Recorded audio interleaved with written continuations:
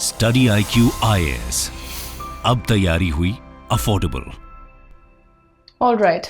Good afternoon, everyone. Welcome back to your channel Study IQ. My name is Udisha, and once again, here I am with another session and a different topic today. Today, we're basically going to talk about how we keep on repeating a few words in our daily use, some very special moments, and we end up using the same kind of words. But do you think that does our conversation or communication skills the justice that they deserve? It does not, or they do not, right? For example, I have a very simple reasoning here. So, if you really want to request someone to do you a favor, यानी अगर आप चाहते हैं और आप किसी से निवेदन करना चाहते हैं कि वो आपके ऊपर कोई एहसान करें, तो आप एक वर्ड यूज करते हैं प्लीज, राइट?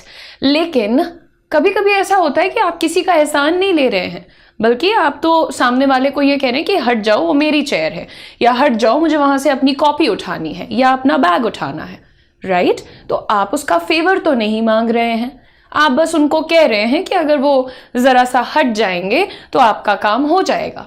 इस केस में आप क्या कोशिश कर रहे हैं? You just trying to be polite, right? लेकिन हमें पोलाइट होने के लिए एक वर्ड पता है, प्लीज। एंड उसके ओवर यूसेज और एक्सप्लॉयटेशन में सिर्फ हमारा देश नहीं, पूरा विश्व काफ़ी कंट्रीब्यूट करता है। लेकिन जब आप अच्छी अंग्रेज़ी बोलना चाहते हैं, बोलना शुरू कर रहे हैं, या आप अच्छे मेल्स लिखना चाहते हैं, या फिर लेटर से आप अपनी जनरल कम्युनिकेशन को और अच्छा करना चाहते हैं, तो हमारे पास थोड़े बहुत ऑप्शंस होने चाहिए कि कब हमें सिर्फ प्लीज़ बोलना है या फिर कब हम कुछ इसका रिप्लेसमेंट बोल सकते हैं। I hope I can write and understand, but can't fluently, can't speak fluently. I believe you forgot the word, which is not at all a problem. This happens with the larger population of our nation. ज़्यादातर लोग actually बुद्धिमान है, हमारे देश में बुद्धिमान लोगों की कोई कमी नहीं है, तो वो समझ भी लेते हैं, बना करके लिख भी लेते हैं। But there is a thing called the fear of public speaking, और इस कारणवश वो बोल नहीं पाते हैं। इन सारी चीज़ों पर हम काम रेगुलरली कर रहे हैं Ankit, and I would try and help you also with this. But आज हमारा पॉइंट ऑफ डिस्कशन कुछ और है, तो पहले यहाँ पर देखते हैं। एज आई मैंशनड, हमारा वर्ड होता है प्लीज, जो हम सोचते हैं कि अगर हम पोलाइटली किसी से रिक्वेस्ट करना चाहते हैं तो हम उनसे कहते हैं please do this for me, please do that for me, etcetera etcetera. But today we're going to learn a few substitutes and replacements that we can very nicely use in place of please, okay? Now, number one is kindly. Kindly and please are almost the same things. ठीक है, कोई इसमें tension नहीं है। अगर आप कभी bore हो जाते हैं, आपको लगता है प्लीज नहीं बोलना है, या मुझे थोड़ा सा नॉच अप जाकर के और पोलाइट या और रिफाइंड साउंड करना है, रिक्वेस्टिंग के साथ साथ रिस्पेक्टफुल साउंड करना है, तब हम कह सकते हैं kindly, right?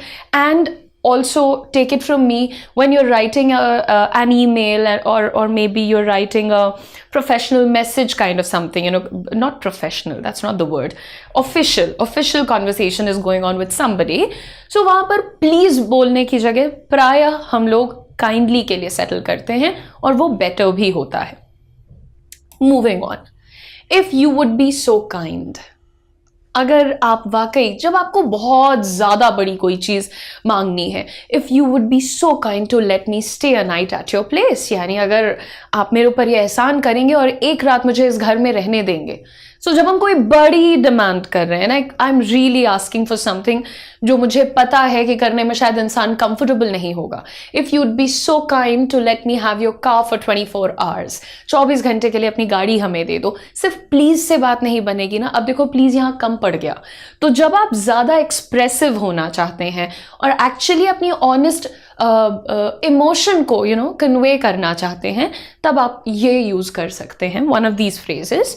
Next, I would appreciate it, मुझे अच्छा लगेगा अगर। सो क्या होता है, अब कोई तुम्हारी टेबल पे खड़ा हुआ है, तुम्हारा फोन उस तरफ रखा है, please shift, I have to take my phone. अब किस बात का please? Why do have to use please so often? और एक बात समझिएगा, ओवर यूज, अति किसी भी चीज की अच्छी नहीं होती है, राइट? समटाइम्स आप बड़ी अच्छी भावना के साथ किसी को प्लीज कहते हैं, सामने वाला तुरंत अज्यूम कर लेता है इसने तो मुझे प्लीज बोला, does not deserve my respect any more. उसके पहले शायद वो आपको मैम मैम बोल रहा होता है, उस दिन से आप उदिशा हो जाती हैं। This happened very recently with me honestly. उसके पहले like that person used to acknowledge me और address me as Udisha, sorry, ma'am. But then there was a day where I ended up calling him sir and I requested him to do something. And the next day I was Udisha ji. And I was like, okay, not nice. Anyway, so I would appreciate it if you would just shift a little. यानी मुझे ठीक लगेगा अगर आप थोड़ा shift हो जाएंगे, मैं पास कर जाऊंगी या मैं अपना बैग उठा लूंगी या जो भी कोई मुझे रिक्वेस्ट करनी है, ठीक है। Now moving on, we have the next phrase. Would you mind? कोई परेशानी तो नहीं होगी? Would you mind passing me the bottle? परेशानी तो नहीं होगी बॉटल पास करने में? Would you mind passing me the bottle? अच्छा, would you mind के बाद हमने verb का ing फॉर्म यूज किया है। ट्रिक स्ट्रक्चर याद रहेगा। I would appreciate it if you would let me. So if you'd let me, या फिर simple present, if you let me stay here for a night, right? If you would be so kind to, we want to allow me to stay here, etc. Now moving on, it would be most helpful. बड़ी मदद हो जाएगी दोस्त अगर ऐसा कर दोगे तो। It would be most helpful if you could pass me your notes. यानी कि बड़ी मदद हो जाएगी अगर आप अपने नोट्स हमें दे देंगे तो जब भी आप किसी को बहुत ज़्यादा कन्विंस करना चाहते हैं और ये दिखाना चाहते हैं कि आप उनके इस फेवर को बहुत अप्रिशिएट कर रहे हैं, use this instead. Okay, now if sometimes you are speaking to a client और आपको पता है कि थोड़ा टेढ़ा क्लाइंट है, इसको ज़्यादा बटरिंग करनी पड़ती है, ज़्यादा चमका के बात करनी पड़ती है, तो फिर आप इस तरीके के फ्रेजेस का सहारा ले सकते हैं। Moving on, we have the good news. We have the good news. आप लोगों के लिए एक बहुत ही अच्छा बैच जिसका नाम है स्किलिंग, जिसके अंदर हम आप लोगों को स्पोकन इंग्लिश यानी कि अंग्रेजी बोलना सिखा रहे हैं fluently, confidently. We are working on your, हम आपके प्रोनाउंसिएशन पे भी काम कर रहे हैं, आपकी इंटोनेशन, फेशियल एक्सप्रेशंस पे भी काम कर रहे हैं। अलॉन्ग विद दैट हम स्पेशल अटेंशन दे रहे हैं आपकी बॉडी लैंग्वेज के ऊपर। जैसे कुछ लोगों को देख के पता चलता है बहुत कॉन्फिडेंट इंसान है, लेकिन वहीं पर कुछ लोगों को देख के ही पता चल जाता है scared, let it be, right. तो ये जो चीज़ें हैं ये आपके इस बैच को बहुत स्पेशल बनाती हैं। अभी इसकी एक क्लास हुई है सिर्फ, जिसका टॉपिक था वर्ब्स, और वो भी आपको रिकॉर्डेड मिल जाएगी। बाकी क्लासेस को अगर आप लाइव ज्वाइन करना चाहते हैं और मिस नहीं करना चाहते हैं इस अच्छी अपॉर्चुनिटी को, 60 डेज में अपनी कम्युनिकेशन और बॉडी लैंग्वेज के ऊपर काम करना चाहते हैं with the help of live classes, with the help of a lot of practice, a lot of quizzes, tests, etc. Don't forget to enroll in this batch. Batch का नाम क्या है? स्किलिंग। इसका लिंक हमने आपके चैट बॉक्स में लगा दिया है, तो उस पर क्लिक करिए और अपना कोड यूज करिए UM Live। इससे आपका जो बैच होगा उसका फाइनल प्राइस आपको मिलेगा 799 रुपीज। मूविंग ऑन एवरीवन, एक वर्ड होता है गुड। ये भी हमें बहुत पसंद है, ठीक है। किसी ने 1 रुपया दे दिया, गुड। किसी ने 10 लाख का चेक साइन कर दिया, गुड। क्या कर रहे हैं हम यहाँ पर? बेसिकली हम जो कहते नहीं, मामले की गंभीरता को खा जा रहे हैं। So sometimes we have to use good. Good is a very good word, यानी कि बहुत अच्छी चीज़ों के लिए हम गुड कहते हैं। This is really nice, really nice is equal to good, है ना। और जब आप बहुत खुश हैं तो गुड है ना। How are you? I am good. अब पता चला तुम नहीं हो गुड, तो भी तुम गुड ही कह रहे हो। या मान लो खाना ठीक ठाक लगा है तो भी हम दिस इज गुड, चलेगा, दिस इज गुड। अब चलेगा एंड दिस इज गुड, ये तो आपस में ही कॉन्ट्रडिक्टरी हो गए, राइट। कोई चीज जो सिर्फ काम चलाऊ है वो गुड कैसे हुई? नहीं हुई। सो अगेन हमें कहां पर कौन सा वर्ड सूटेबल है उस हिसाब से अपनी वोकैबुलरी को यूज करना चाहिए, डिप्लॉय करना चाहिए, right. Moving on, Kajal, I just told you the code. अगर आप ये कोड लगाएंगी तो आपको प्राइस उसका प्रॉपर मिल जाएगा। बहरहाल अगेन, अगर आपको कोई चीज़ वाकई बहुत अच्छी लगी और आप रेपिटेटिव साउंड नहीं करना चाहते तो आप यूज़ करिए अपना वर्ड एक्सेप्शनल। मैं ऑलमोस्ट कहने जा रही थी, यूज़ करिए अपना code UM Live। Ma'am offer कब तक है? ऑफर तब तक है जब तक एडमिशन्स एक्सेप्ट हो रहे हैं। मेरे ख्याल से इस हफ्ते बंद हो जाने चाहिए एडमिशन्स। इस हफ्ते में अब ज़्यादा दिन भी, आज थर्सडे है क्या गाइज? नहीं, आज वेंसडे। एनीवे, सो जब आपको कोई चीज बहुत अच्छी लगती है, वाह व्हाट एन एक्सेप्शनल सेशन, कितना प्यारा, बहुत अच्छा, शानदार सेशन है मैम, तो आप कह सकते हैं एक्सेप्शनल।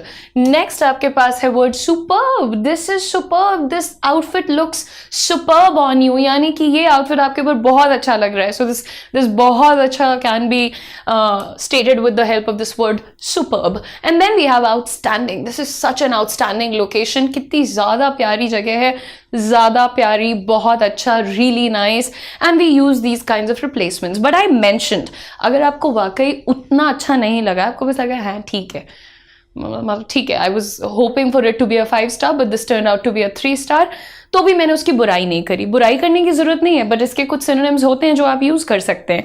एक हमारे पास स्लैंग होता है, हम कहते हैं ओकेश है, हमारे इंडिया में तो कहा जाता है एवरेज है। Average, right? Mediocre, right? Okayish, average, mediocre, these are the words that we've been using, but I'm going to tell you a few new ones. You can see, सबसे पहले satisfactory, हाँ मतलब ठीक है, इतनी परेशानी भी नहीं है, ठीक है, तो कह सकते हैं that was a satisfactory session, that was a satisfactory performance. And then we have the next one, possible. Doable, हम लोग slang में कहते हैं हाँ ठीक है, काम चला हुआ है, doable है, कर सकते हैं। Possible is the right word to use, right? Possible, है ना, जब कोई चीज तुम्हें ठीक ठाक लगे तो बोल देना this is possible. And then we have adequate, this is adequate conversation. कभी कभी ऐसा होता है ज्यादा बात करने की जरूरत नहीं है, ठीक ठाक बात करो। So have an adequate conversation, मतलब पर्याप्त मात्रा में बात कर लो, ओवर फ्रेंडली मत होना। सो इसका आप कई जगहों पर यूज कर सकते हैं। Moving on everybody, the next one is I am happy. Every time you want to tell me ma'am session में बहुत मजा आया, I am happy, I really enjoyed it. You can also say this phrase, your younger brother can also say this phrase, probably your old aunt and uncles, they also know the phrases. What's the difference here? आप में और उनमें फ़र्क क्या है? आप तो ज़्यादा पढ़ रहे हैं, आप तो millennials और Gen Z के बीच में घूम रहे हैं. What is the difference? Let me tell you very quickly.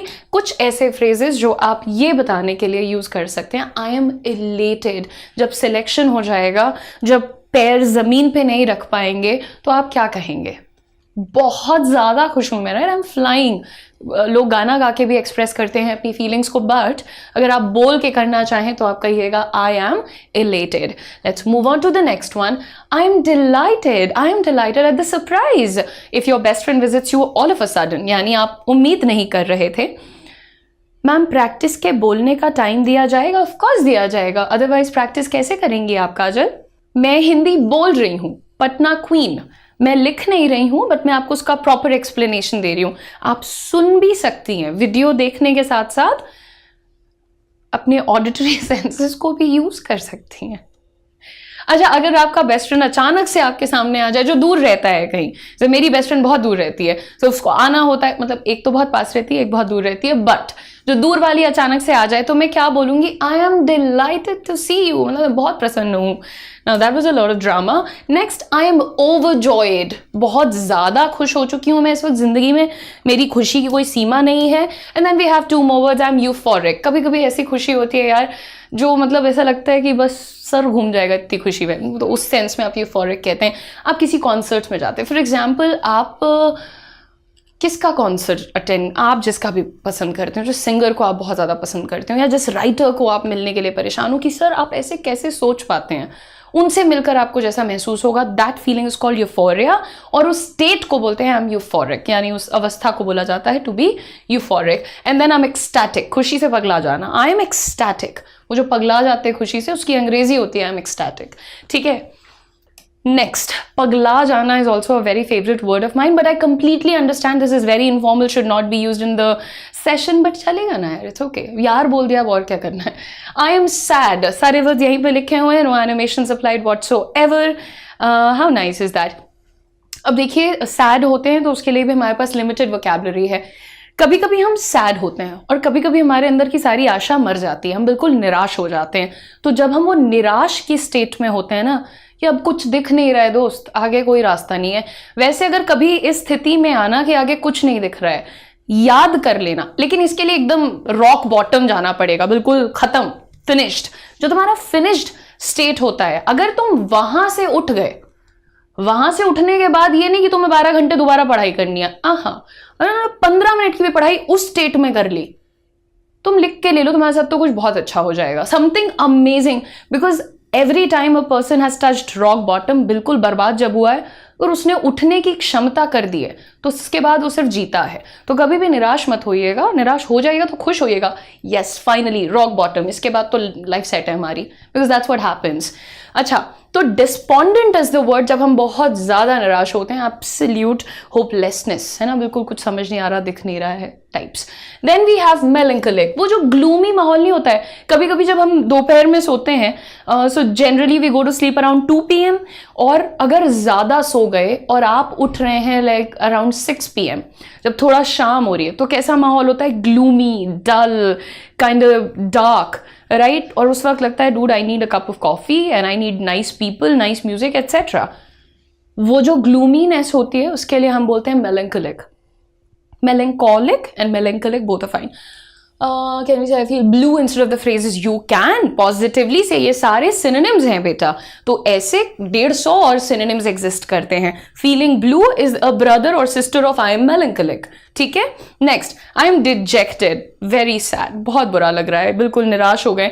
So dejected and despondent are kind of synonymous. Then we have heartbroken, you know, ये तो दिल टूटी छुट्टी वाला जो state होता है आपका।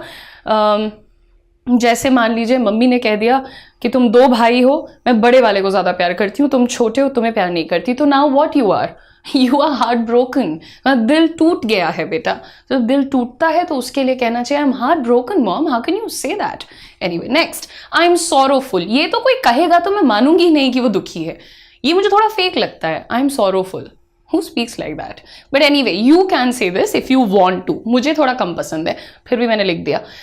Next and the last word that we have is how are you. हमेशा सबसे यही पूछते हैं हाउ आर यू, एंड अब आप पूछ सकते हैं हाउ आर यू डूइंग। अच्छा, ये फोन कॉन्वर्सेशंस जब लोग अंग्रेजी बोलना सीख रहे होते हैं, they know 3 things, hello, how are you, I am fine, और बताओ, that's it, switch.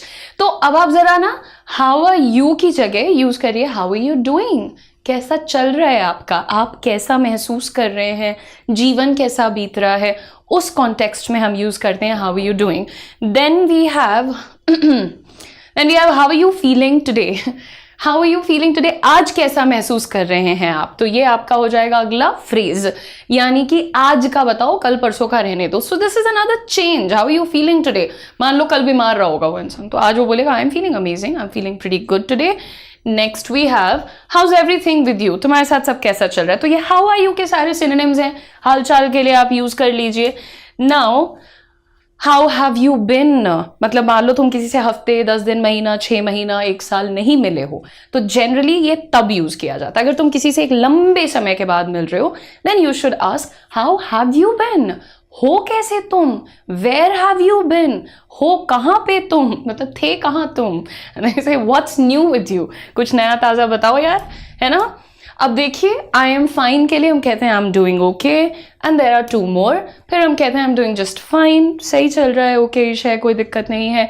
I am in good spirits, खुश हूं मैं, बढ़िया चल रहा है, परेशानी नहीं है। लेकिन you don't have to lie, अगर आप ठीक नहीं हैं तो ज़बरदस्ती खड़े होकर लोगों के साथ स्मॉल टॉक्स करने की ज़रूरत नहीं है, आप उनको बता सकते हैं I am not fine. And how would you do that, let me very quickly tell you. So I am not fine के लिए I am not quite myself today. जब हम ये कहते हैं ना कि I am not quite myself today, यानी कि जैसे मैं यूजुअली रहती हूँ, हंसती खेलती, बातचीत करती एट्सेट्रा, मैं आज वैसी नहीं हूँ, which means something is not right, यानी कुछ डिफरेंट है आज। So I am not quite myself today. Then we have I am feeling a bit under the weather, थोड़ा फीवरिश लग रहा है, थकान लग रही है, तबीयत ठीक नहीं है, हम कहते हैं I am feeling a bit under the weather. Under the weather का मतलब क्या हुआ, बीमार।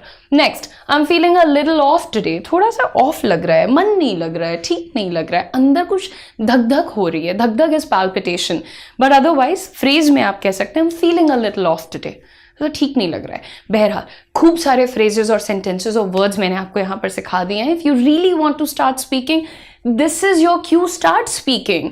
लेकिन अगर इतने फ्रेजेस, सेंटेंसेस, वर्ड्स पढ़ने पढ़ाने के बाद भी आप नहीं बोल पा रहे हैं, तो जैसा कि मैं रोज कहती हूँ, buddy you have the fear of public speaking. आपको बोलने का डर है, और अगर आप बोलने में हिचकिचाते डरते रहेंगे, ये कलयुग है, लोग आपका हक मार के खा जाएंगे। सो अगर आप अपने अधिकारों का हनन नहीं होने देना चाहते, तो you need to start speaking. That was a little bit of drama, but communication बहुत जरूरी है यार। Work on your communication everyone.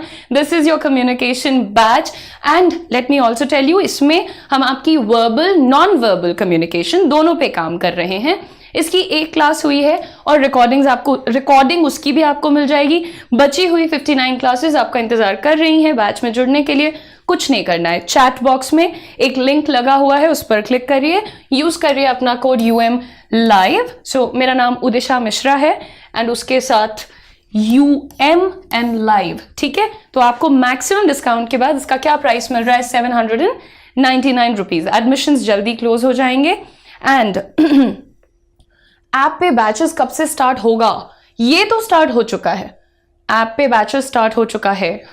बाकी का मुझे अभी आइडिया नहीं, आप जाके विजिट कर लीजिए ना, स्टडी IQ को विजिट करिए, सारे बैचेस की जानकारी ले लीजिए, चैनल को सब्सक्राइब कर लीजिए। अपना बहुत ख्याल रखिए, and I hope to see you in the batch. Thank you so much, all the best, bye bye. Study IQ IAS, अब तैयारी हुई अफोर्डेबल।